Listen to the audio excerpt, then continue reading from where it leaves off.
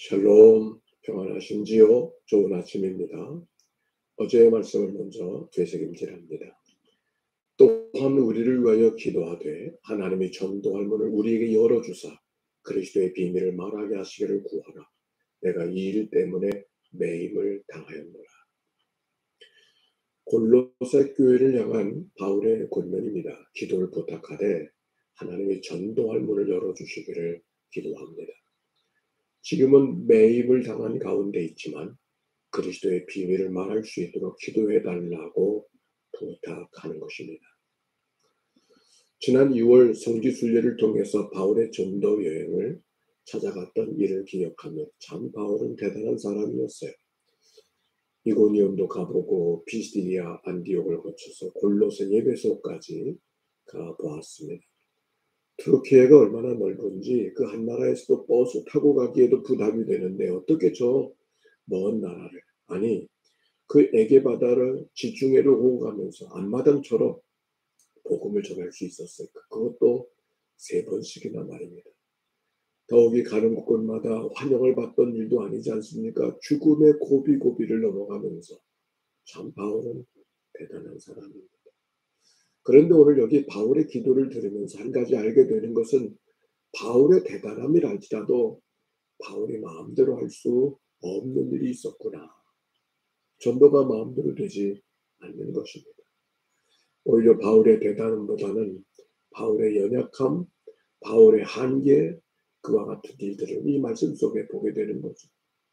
사실 사도행전을 보면서 같은 바울이 복음을 전했지만 어떤 사람들은 복음을 복음으로 받는 반면 어떤 사람은 그렇지 않았습니다.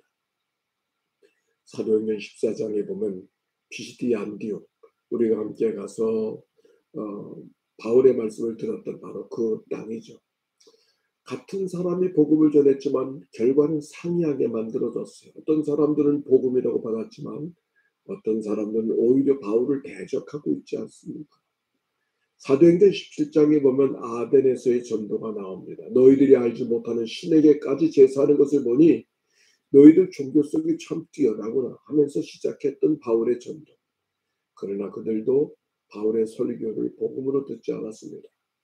당시의 최고의 지식인인 바울이 최선의 언어를 사용해서 아니 누구도 따를 수 없는 열정을 갖고 복음을 전했지만 그들의 마음은 움직여지지 않았습니다. 결국 바울은 에덴을 떠날 수밖에 없었고 그래서 마음대로 되는 것이 아닌 것을 알았기에 고린도에 가서는 그는 미련한 것으로 복음을 전하겠다고 말합니다.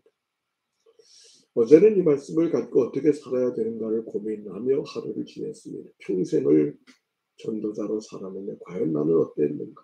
아니, 어제도 복음을 전하는 자로 살았는데 나는 어떻게 복음을 전한 자리에 있었는가? 아골골짝 빈들에도 복음을 들고 나간다고 하였는데 과연 그러하였는가? 돌아보는 하루가 되었습니다. 하나님 앞에 서게 되는 날 무엇라 말씀을 드려야 될까 하는 마음과 함께 말입니다.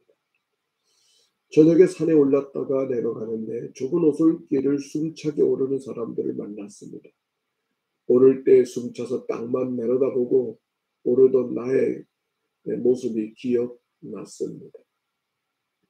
오를 사람이 오르도록 위에서 기다려 주었더니 오르던 부부들이 지나치면서 숨찬 가운데 인사합니다. 감사합니다. 그때 생각하였습니다. 복음을 전한다는 것은 복음을 들어야만 되는 것이 아니라 오고 가는 사람들에게 복음의 품격, 그리스도의 품격을 드러내는 삶을 살아갈 수 있구나. 전도의 문이 열려지기를 위해서 앉아서 기도만 할 것이 아니라 복음의 품격을 갖고 살아가는 것은 더 귀한 기도이겠구나 하는 그런 생각들 말입니다. 지나치는 사람들에게 오고 가는 사람들에게 인사하면서 그리스도의 마음을 전하는 것, 그것이 바로 전도자의 삶, 전도의 문을 여는 삶이 바로 그것이구나 하는 생각을 한 것이죠.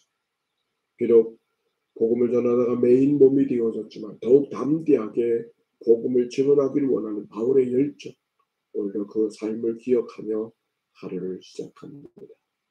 오늘의 말씀 디모데후서 4장 3절과 5절의 말씀입니다.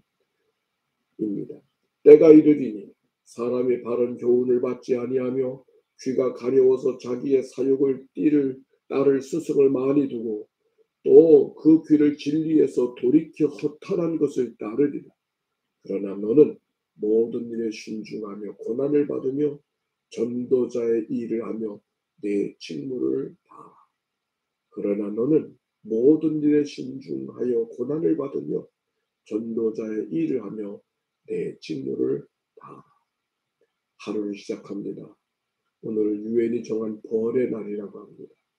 그만큼 우리의 생태계는 기후변화로 위험한 가운데 있음을 말하는 것이죠. 또 하나의 기도 제목입니다. 하루 하나님의 승리가 함께 하시기를 바랍니다. 사랑하고 축복합니다. 승리.